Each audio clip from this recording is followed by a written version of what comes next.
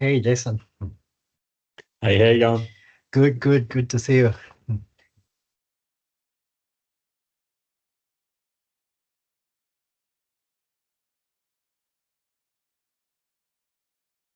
11:59. Hi, Jennifer. I'll give a few more minutes before we get started. How many are we? Lauren, Josh, Eric, Trisha. Good.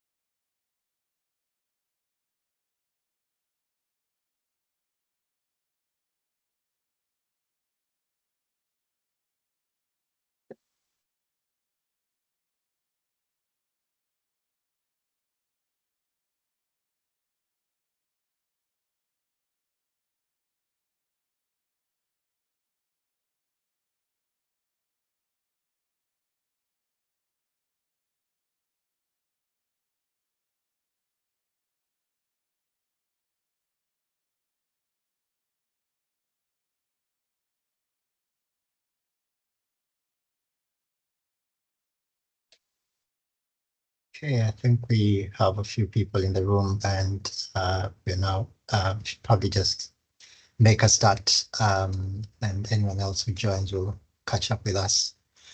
So just letting you know that this session will be recorded and will be available on QCBRN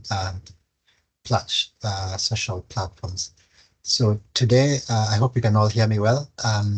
Today we are very delighted to have Dr. Andrew Stevens, who will be presenting on how ICU, how AI technology is causing disruption in the ICU. Dr. Andrew Stevens is a senior lecturer at Queensland University of Technology and is affiliated to the ASA lab. Andrew, you want to share your screen? Okay, I'm not on Thanks. mute. No, we can hear you loud and clear. Perfect. Wonderful. Well, thanks for having me today.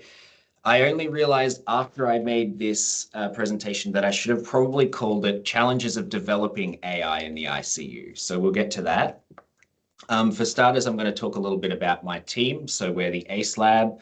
We're a multidisciplinary team of engineers, a biomedical engineering laboratory, and we solve doctors' problems using engineering. So we are interested in artificial intelligence, CFD, emergency medicine, smart devices, valvular diseases, and clinical training.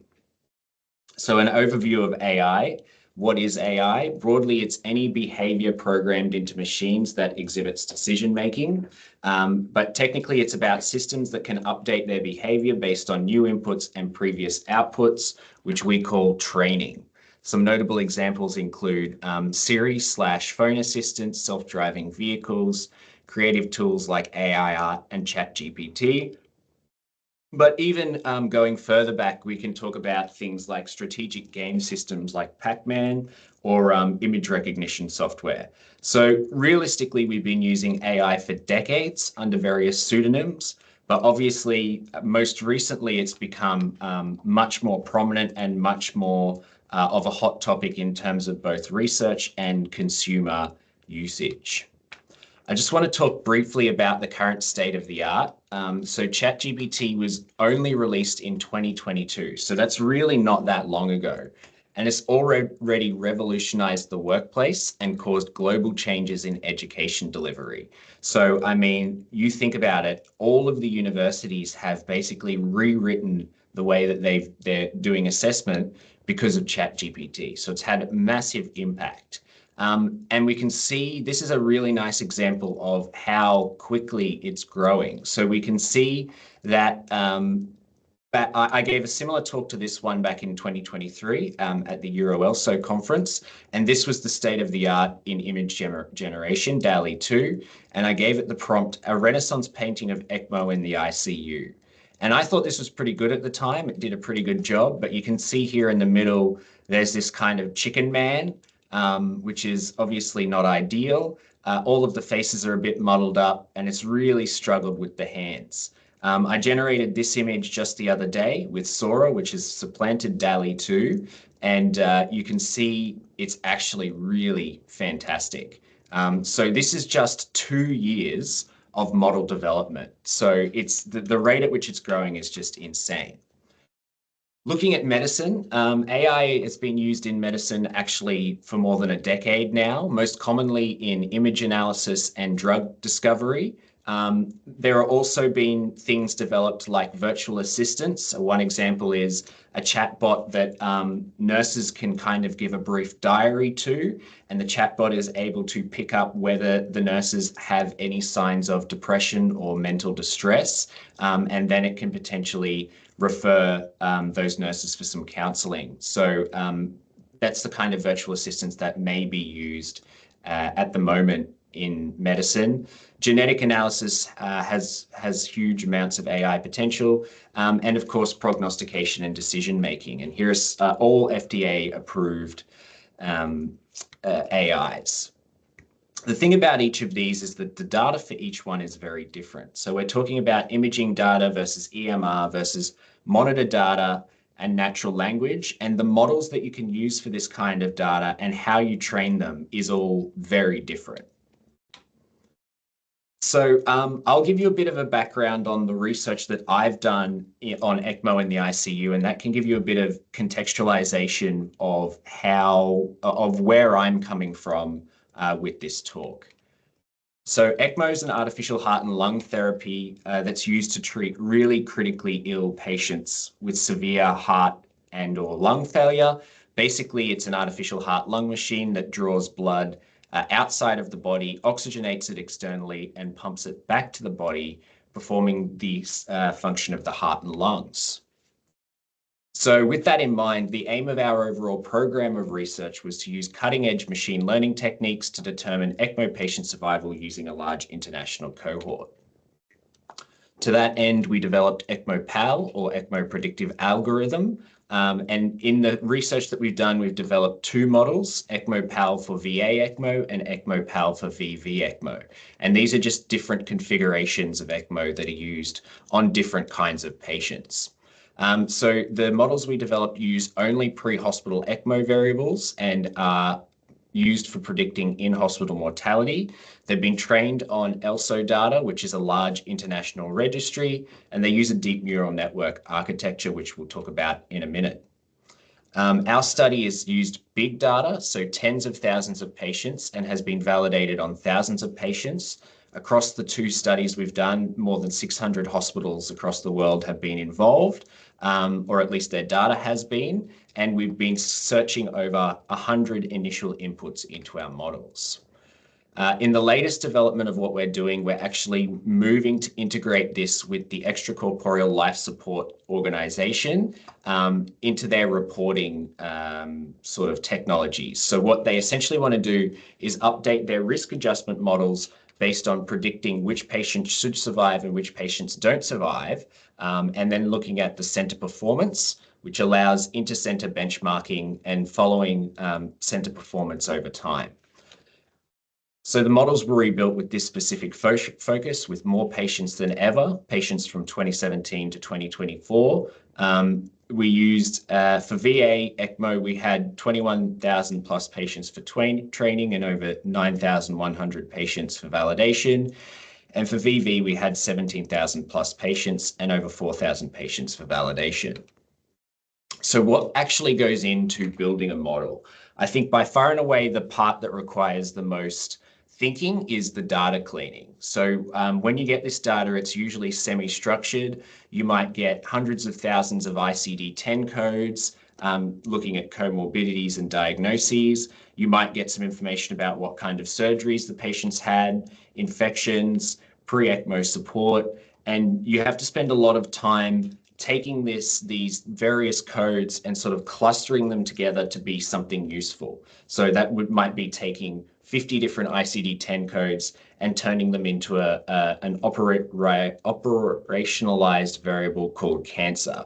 And then if you're quite good, you will also want to link data between the different fields that you have. So perhaps looking at different surgeries and pre-ECLS support to inform what kind of comorbidities the patient has. Once you've got a decent data set that's relatively clean, you can impute for missing data. This is usually essential in the ICU, and then you can build your model. So what goes into building a model? This is our neural network training pipeline. Essentially what happens is we take all the data and all of the features, so more than 100 features, and we fit a really tight model around that data. Then we move to our feature selection, which means that we actually one by one remove features with low predictive value. And after you've removed a certain number of features, that model fit becomes quite poor. So then you then have to go back and re-optimize the model to fit that model again with the remaining features. And then you can go back and remove more features. And so this cycle represents hundreds of hours of model training. And it's something that you also need to spend a bit of time thinking about as you're adding or removing features. Once we have our really tight model with only, say, 20 to 30 of the most predictive features, we then go on to validate it using either external data where it's available or time-gated data. So that would be looking at how well our model trained on data up to 2024 performs on 2025 patient data, because that's in most cases what we want to do. We use explainers to give us a general and individual model output explanation so we can understand why the model is making certain predictions, and then we can deploy it, for instance, as a web interface. So if we look at our current ELSO models that we've just developed, we look at accuracy and area under the curve, as well as precision and sensitivity, which are not considered. We can see that for VA ECMO, our overall training accuracy is 76%. Our overall validation accuracy is 77%, but our area under the curve drops between training and validation. And a similar thing happens with our VV ECMO. And although the overall accuracy is similar, the reason why it has this drop in area under the curve is that because oftentimes the sensitivity for one output class is lower. So I'll give you an example. In VA ECMO, approximately 60% of patients do not survive VA ECMO. And so our VA ECMO models have less sensitivity to hospital survival. Similarly, for VV ECMO, about 60% of the patients survive VV ECMO, and our VV ECMO patients, our VV ECMO models have a lower sensitivity to non-survival. And we can improve this by just adding more patients to reduce the overfitting to one class. So we can look at, as I said, we do our feature selection, and using these SHAP explainers, we can actually see why a model makes predictions the way it does. So you can see the top predictors for our VA ECMO models here. And the way that you read this graph is that blue dots represent a low value, whereas pink dots represent a very high value. Purple dots represent values in the middle of the maximum and minimum. The value along the x-axis, or the width along the x-axis, represents the impact on model output. And of course, the fatness of the bands represents the distribution of patient data. So breaking that down and looking at lactate, we can see that a low lactate drives survival. Most of the patients were kind of in this fat band, and a high lactate drives non-survival. We can see that a high age drives non-survival. And we can see similarly that having a sort of medium to high pH or a sort of a mid-range pH has the highest impact on survival. So this is a really useful tool for seeing how different features actually impact what the model's outputting. The models tend to be highly driven by continuous data, with categorical and binary data usually being less important to prediction outcomes. And the reason for this is just that if the patient has an extremely high lactate and an extremely low HCO3, it's actually able to work out that that patient had a cardiac arrest. It doesn't need the labeling, which is quite interesting and quite different to the way that doctors think. We can look at how variables interact with each other. So here we have a graph showing the interaction of lactate and pH, where purple has better survival and green has worse survival. I know those colors are wrong. They need to be flipped.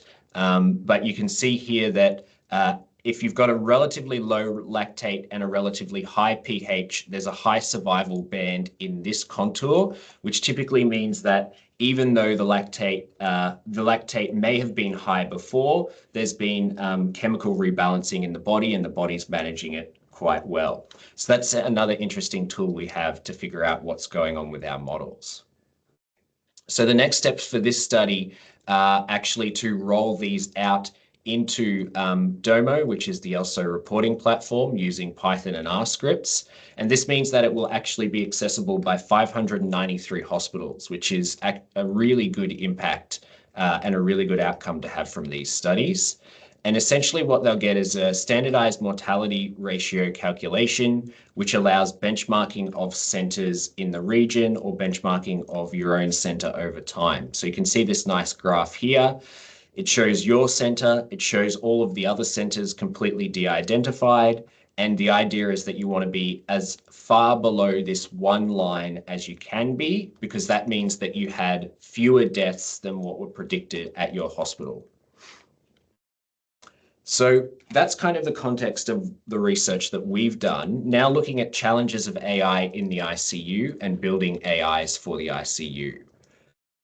So the biggest problem is data, and it probably always will be data. Garbage in equals garbage out is the golden rule of AI, and most ICU data is garbage, at least from a machine learning point of view. So it's usually semi-structured and comes at irregular intervals. So you might have hourly blood gases, but you might also have blood gases in between those blood gases, or someone might skip one, which makes it difficult to build a model around, has a really high potential for missingness and errors. For instance, patients who are presented to ICU with cardiac arrest have higher missingness than patients who have been admitted from the ward, and it's incomplete information. So unlike imaging and genomic data, where you can have all of the information you need to make a diagnosis, ICU data, what we collect and what a clinician uses to make a decision can be very different. You know, sometimes clinicians can just walk in the room, squeeze the patient's hand, look at their skin, and get a sort of gut feeling. It's really difficult to capture that for an AI. The other major problem we have in the ICU is clinical understanding of AIs, or the black box problem. These are really sick patients, and we need to be able to get it right. We also have a disparity between clinical knowledge and data. So this is talking about the story that a clinician gets versus the data that an AI gets. So when a clinician is treating an intensive care patient, they're looking at the personal history, the family history, they're looking at the journey of the patient through the healthcare system, and they're building kind of this mental story around what is this patient's deal. AI doesn't do any of that. It just takes a single snapshot in time and does its best to make a prediction, which is and even though it may predict a similar outcome to the clinician, the way it draws that conclusion is very different. So generalizability between centers and procedures and outcomes is also a huge problem in the ICU, because ICU is a very frontier medicine and there's not a lot of standardization within procedures. So that's an extra challenge that we have that, for instance, cardiology or cancer therapy doesn't have. Looking at using registry-specific data, and this is where you will get most of your information from when you're building an AI. The biggest problem is ICD-10 codes as a way for capturing diagnoses. So ICD-10 codes are codes that are used to assign a patient disease state for billing. So they're administrative data that are used for charging how much a therapy should cost for a patient. And the problem is, even if you have well-defined ICD-10 codes, the number of potential codes for diseases is too variable. So, you know, if you've got heart failure, I think it's I something, and then you can have heart failure with this specific thing, which is I something point X, and so on and so forth. So that leads to problems where you get, in our case, from 20,000 patients, we had 7,605 plus unique ICD-10 codes. Less than 10% of those codes were actually likely important to the patient's ICU stay. So we can see there's things like heat stroke, rotator cuff syndrome, flatulence. This is not important to an ECMO stay. It's just noise for our AI models, and it makes it more difficult for us to train. So this is a problem with using administrative data for research. Another problem is secondary diagnoses as well as procedures and interventions with their temporality not being recorded. So there are noisy data with over 100 entries per patient of ICD-10 codes and procedure codes and things like that per site.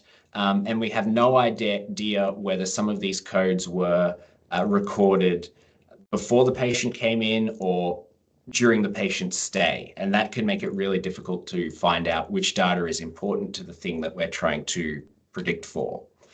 The other problem with ICU is the heterogeneity of patients receiving care, particularly for things like ECMO. So there are so many different reasons patients go to the ICU, and that can make it really challenging to build robust models for ICU care. So here's an example of that. This is a breast cancer analysis, a principal component analysis showing non-surviving patients in purple, surviving patients in yellow. And the aim of the AI is to kind of draw a plane between these two so that when a new patient shows up, it can classify it either as survive or non-survive. So that is breast cancer, and this is ECMO in the ICU. So that really highlights the challenges associated with building models for these particular patients. So what can we do about it? Let's go back to the challenges that we put up. So we said data, trust, and knowledge disparity were the major problems. So there is a sentence here that we have added. So when it comes to data, automation of data collection, such as streaming from monitors, automatically logging in the EMR, will help us with this, but it also kind of hurts as well because then we have a lot more data to sift through, and we need to be more sophisticated in how we do that. Better training for people entering data so that if you have data coming in from multiple hospitals, they're all entering the same kinds of things for the same reasons. Better systems to limit entry errors. We see a lot of entry errors in registry data, and more efforts to curate collected data for research and quality purposes. Adding temporal associations to noted comorbidities, procedures, and interventions so we know when they happened, and this could be as simple as adding a date timestamp to those procedures. And here's an example of a really robust system to limit entry errors. So you can imagine, rather than putting in an ICD-10 code, you can type in a certain disease state, which has already been whitelisted for the registry, and you can have an autocomplete there, which you can click on and choose. That's going to not only make your data more uniform and more easily usable, but it's going to reduce the likelihood of an error occurring in entry. In terms of trust, so we can see from what I've shown you already that post hoc explainers give insight at both a model level and an individual patient level, and also show intervariable interactions. So this is more detailed than traditional statistical models have given us in the past. The black box problem of AI is overstated. It's often used as a limitation of AI, but we have many clinical examples in the ICU or in medicine with known efficacy but no clear mechanism of action. So mefloquine for malaria was approved for more than 25 years until a mechanism of action was discovered. Metformin for diabetes is the most prescribed molecule in the world. Its mechanism of action is still unknown, but it's a first line of defense. It's the very first thing we prescribe for diabetes patients. And in fact, one study's shown that up to 18% of currently FDA-approved drugs have no known target or clear mechanism of action, although of course they have a demonstrated improvement in patient outcomes. And the same could be made, argument could be made around AI. So yes, AI should be regulated and its repeatability should be demonstrated to show clinical benefit across a wide patient cohort.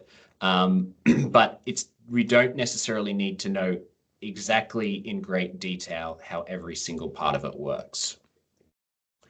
In terms of knowledge disparity, we can look at the story versus generalization, and advances in natural language processing are helping out massively with this. So things like ChatGPT, we've heard of studies showing that people who use ChatGPT have been saying please and thank you. They actually, subconsciously think there's another person on the other end of the line, and it is able to build a narrative now. Advances in data quantification and variable interactions can also help us to build a narrative around what is this data actually telling us, in the same way that an intensivist would put together the patient's story. Generalization around AI is extremely important, and we're already addressing it.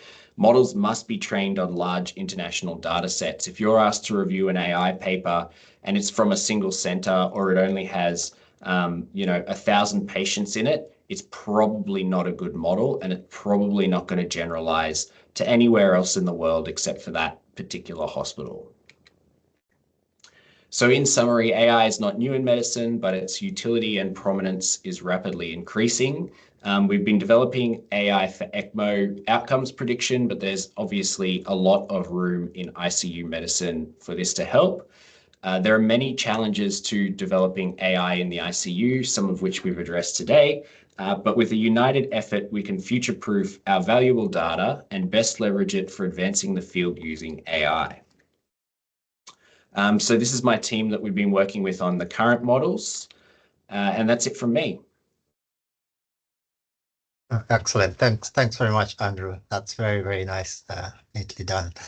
I'm going to open up the floor for questions and discussions. So I think we're just a small group. So if you have any question, just raise your hand and we'll have you unmute and ask. Andrew, I can just probably start off with a comment. I was actually surprised when you say that AI works better with continuous rather than discrete categorical binary data. I would have actually guessed the opposite myself. Interesting.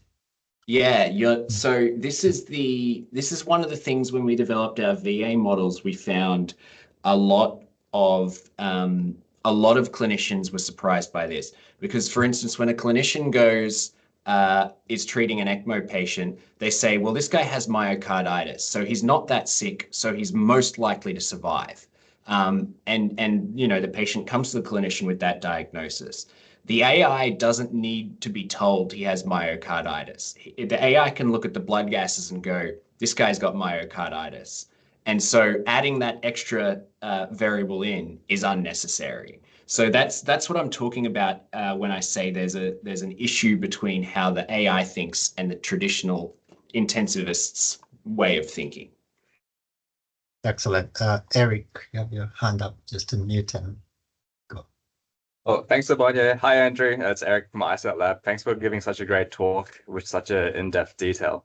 I have a question on your modeling and performance. So within your data set, did you ever look at the performance for specific demographics? So like maybe particular patient populations. I ask that because health equality is probably a significant issue from the FDA side as well. It's a great question, and the answer is yes, we did. So we looked in terms of patient area of care. So the ELSO registry is divided into 5 or 6 different regions, including USA, Europe, Asia Pacific, South and West Africa, and a couple of other places. Now, the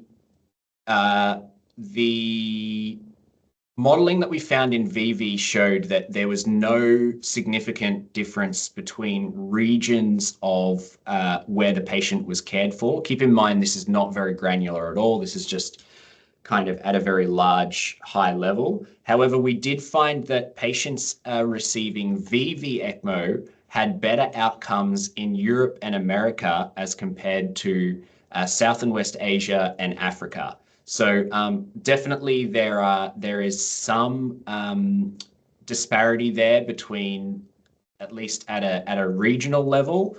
Unfortunately, the model data that we have was not granular enough to say, high or low socioeconomic. And because ECMO is such a expensive therapy, it's really usually only performed in the big centers. So these are probably going to be more or less the people that can afford this kind of treatment. There's going to be a lot of people on who aren't getting ECMO that would benefit from ECMO in poorer regions. Excellent. Any other question coming up? Andrew, you made a very interesting point about the ICD-10 codes, and I totally agree with you about, I think it's a system that was designed for billing, more or less. It works in that regard rather than, because if you have a patient with comorbidities, you're sort of, the ICD-10 coding forces you to, say what's a proximate, what's a mediate type of causes of death. And most of the time, the final common pathway usually tends to be sort of a cardiorespiratory event, more or less. So it's an interesting point that you made. And I think ICD-10, it served its purpose well in terms of billing, but I think when it comes to, diagnosis, maybe AI will have a better system for us. Do you think there is a better system? Do you think we could just say, get together as even as researchers, not necessarily for clinical purposes, but even as researchers, and say, look, these are the diseases we recognize. Let's set up our registries to accept them. Look, I think we can probably say that can be done, but the challenge comes up with comorbidities, and I think that's where actually ICD-10 also struggles. When someone has, you have diabetes, you have hypertension, you have something else. So what is it that killed you? And for purposes of billing, ICD-10 wants you to pick one out of all of those, rather than saying, look, this guy was generally unwell, kind of thing. So it doesn't allow us to say that thing. So well, it's probably stuff that needs to be thought through in terms of how can we incorporate comorbidities into the AI integration system. Yeah, the other thing that ICD-10 code does really poorly is that there are a number of patients where their primary diagnosis, so this would be the reason they were admitted to hospital, was unknown or unidentified or unspecified. And it's like, it's just kind of ridiculous to me. You must know what's wrong with this person, or you must take a stab. I think the other thing in there is sometimes as when someone is seen in the emergency department, the patients don't rock up with a label on the forehead saying I have ABCD. So it's up to the physicians in the emergency department to work out what's going on with this guy and what's wrong. But at the time they're being admitted, someone who was doing the paperwork says, oh, look, we don't know what this guy has. Still trying to figure it out. And then at the time of discharge, especially if the patient doesn't make it, they sort of forget to go back and update that and say, look, we actually worked out this guy was suffering from a acute myocardial infarction or something. So the diagnosis still remains as unknown in most the ICD coding cases. So that is actually a potential problem that AI should hopefully be able to fix in terms of as the patient travels through the healthcare system from emergency department, updating any new diagnosis or any new information that comes across. Jennifer, you have your hand up here. Thanks for that. That was really interesting. It's funny how, and I'm a lecturer now. I have been, so it's funny how in every sort of arena of my life, I'm in the AI, in everybody. I'm not just saying me. It just is so prevalent, isn't it? So I guess I just wanted to say I totally agree with you. It's so hard to get accurate input. But what I'm thinking is, as more hospitals are going towards electronic medical records, don't you guys as engineers and maybe working with the clinical teams who develop those, maybe we're asking the wrong questions, or we're inputting data that even is inputting correctly not as it isn't the way that the large models read it. So I'm wondering if maybe already so is if you would ever be keen to work with people like at Caboolture Hospital. They're just going into it, so they're doing all of the training. Yeah. You're wondering if it's while it's being developed, if your guys' team or people like you would have an interest in working with those to develop those charting so we can capture the right information, or maybe even like you said, and Obonyo said, maybe by a certain day of being admitted, there needs to be a diagnosis on there. Like we could preempt these things, couldn't we, a little bit? Is that something you've ever? I mean, I would love that. As far as I know, the people who develop EMRs don't even consult with clinicians on how they should be built. Right. That's So absolutely good right. Good luck getting an engineer in the picture. There is absolutely no practical reason we couldn't have a federal standardized EMR across the country, where if I move from RBWH to the Prince Charles Hospital, they got no idea who I am, right? Mhm. I gotta tell them all my history again. 30 years of medical history. There's no reason that can't be centralized and standardized at a federal level, which would almost certainly make for better clinical outcomes and would make for substantially better research. So the short answer is I would love to, but gee, I would be surprised if anybody ever asked me. Mm. Mm. It's a Thank good you. suggestion, Jennifer. And I think COVID was probably the best example where working together across different, not just hospitals, but across different countries, people couldn't move with lockdowns, but we saw data being moved across to help, identify and develop solutions during COVID. So I'm very well aware about the COVID critical that was developed here and hosted here in Brisbane. That really helped move the research for COVID forward. So as Andrew says, I think it's something that can be tackled at a much higher, not just state, but even federal. So if you move from one state to the other, then your data just slides across with you. Yeah, and look at what you were able to achieve with the COVID critical standardized database across the world. Yeah. It was done on a short notice. It was done in very little time. Our government didn't spend $1 billion on it to end up with an empty, broken system. And the research you guys pumped out of it has made huge impact, as demonstrated by the literally thousands of citations on each paper. Yeah, I mean, John Fraser, who started the COVID critical alongside Jackie and Jamleji, John likes to make the point of never, I think it's Winston Churchill who said this, never waste a crisis. Yeah. And COVID was a perfect example of that. Use a crisis and it forced people to work together. Good, this is good. Is there any other questions or points of discussion? If there's no other questions, actually, I'd just like to show you guys something very quickly, if I can get my internet up. just for your entertainment while you're here. Good, good. So if you haven't already, you should check out Sora. So you will have noticed some of the videos that I've put through my throughout my presentation, and I find no shortage of entertainment in looking through the explore page of Sora. So this is the explore page of Sora. All of this is AI. So it's just Sora. If you type Sora into Google, you'll find it. All of this is AI generated. So they've got videos, images.